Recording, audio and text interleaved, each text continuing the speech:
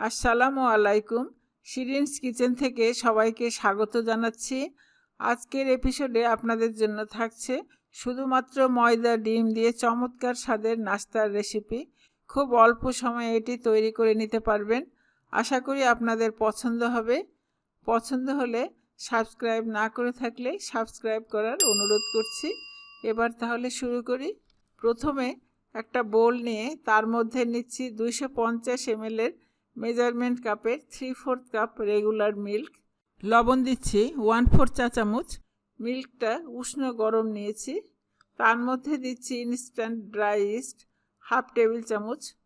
গুঁড়া চিনি দিচ্ছি 3 টেবিল চামচ। এখানে আস্ত চিনি ব্যবহার করতে পারেন। মিষ্টি বেশি খেলে চিনির পরিমাণ বাড়িয়ে দিবেন। এবারে ইস্ট অ্যাক্টিভ হতে 10 মিনিট অপেক্ষা করব।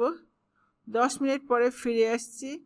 ইস্ট ফুলে ফেনা ফেনা হয়েছে, তার মানে ইস্ট অ্যাক্টিভ হয়েছে এবং ভালো আছে। না ফুললে সেটা দিয়ে কাজ হবে না।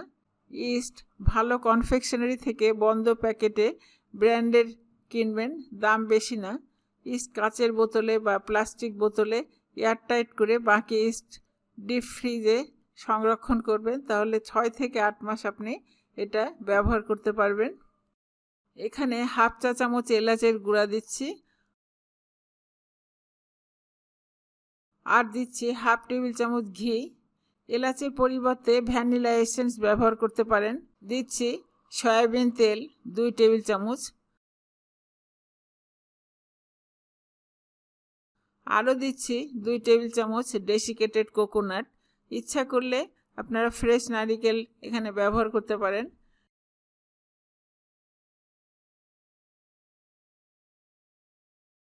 মিশ্রণটা নেড়ে নিচ্ছি। এবারে 2 কাপ ময়দা চেলে দিচ্ছি। প্রথমে 1 কাপ দিলাম, দিয়ে নেড়ে নিলাম। আরও 1 কাপ দিচ্ছি। এবারে 2 কাপ ময়দা চেলে দিচ্ছি, আবারও নেড়ে দিচ্ছি। এবারে হাত দিয়ে ডোটা তৈরি করব। আরও হাফ টেবিল চামচ পানি দিয়ে আমি ডোটা তৈরি করে নিলাম। এবার ডোতে তেল মাখিয়ে আধা ঘন্টা থেকে 45 মিনিটের জন্য র্যাপিং পেপার দিয়ে ঢেকে রাখছি ফার্মেন্টেশন হওয়ার জন্য।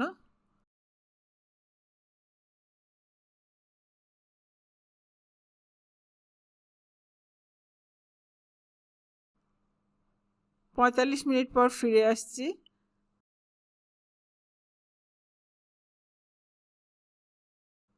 এবার বাতাসটাকে হাত দিয়ে চেপে বের করে দিচ্ছি।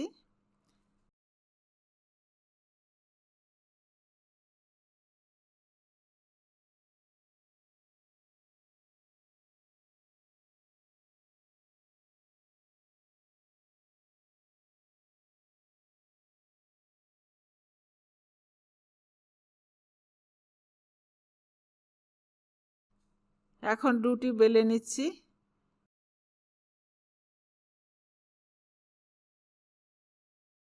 রুটি এরকম মোটা হবে, 1/4 ইঞ্চির মতো।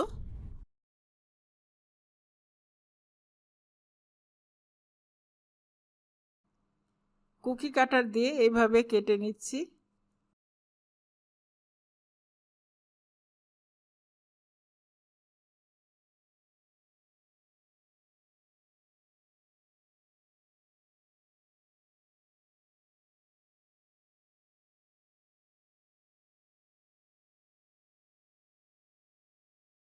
থেকে যাওয়া ময়দা দিয়ে আবার আমি রুটি বেলবো।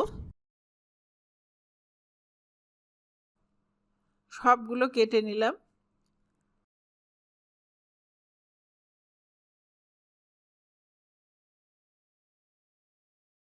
এবার তোয়ালে দিয়ে ঢেকে রাখছি 15 মিনিটের জন্য।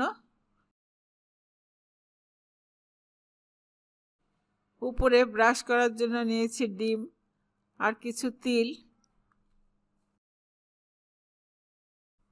এবারে ডিম ব্রাশ করে তিল ছিটিয়ে দিচ্ছি।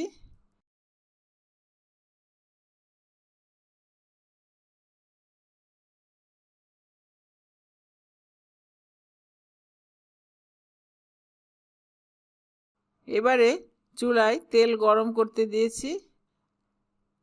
ডোয়ের একটু অংশ ফেলে টেস্ট করছি।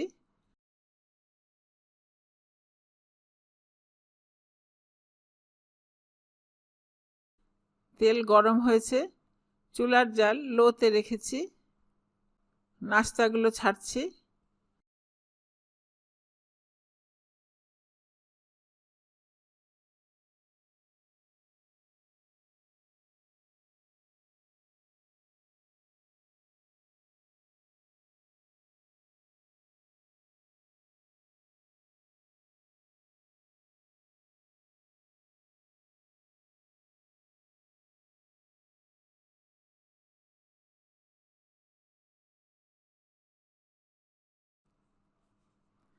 এটা খেতে অনেক টেস্টি। আপনারা এটা ট্রাই করে দেখতে পারেন। একটা পিঠা ভিতরটা কীরকম হয়েছে দেখাচ্ছি। দেখেন কতটা নরম এবং স্পঞ্জি হয়েছে। এটা নর্মাল ফ্রিজে অনেক দিন রেখে খেতে পারবেন। আপনারা ভালো থাকেন। আল্লাহ হাফেজ।